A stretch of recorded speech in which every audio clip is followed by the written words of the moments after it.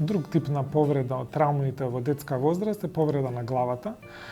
Тоа е најчеста форма на траума во детството, која се должи на благи повреди до тешки трауматски повреди на главата. Доколку е повредена главата, потребно е родителот да внимава на следните симптоми и знаци кои што се појавуваат кај детето, и тоа главоболка, повраќање кој што може да биде во млаз, особено ако кај детето почнува да му смета светлина, така наречена фотофобија.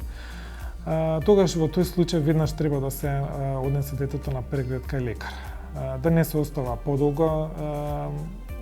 подолго време да спие детето, да се буди на секои 2 часа, посебно ако повредата настане во ноќна доба, и да се следа секако состојбата на детето во координација со лекарот.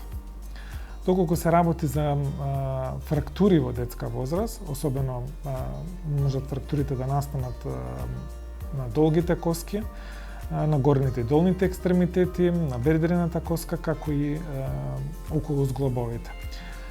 Доколку се има сомнение за скршеница, потребно е да се имобилизира соодветниот дел од телото, по правило на 2 соседни зглоба, со одреден материјал, дали е тоа марам, дали е дел од картонска кутија, дел од дрва, и веднаш да се пристапи кон носење на детето кон соодветна здравствена установа.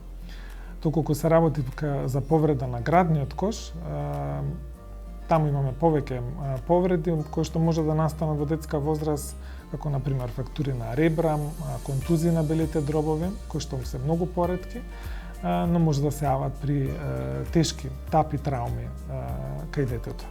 Исто така се познати абдоминални повреди, кои што зафаќаат повеќе внатрешни органи, како например црниот дроб, слезината, бубрезите и други.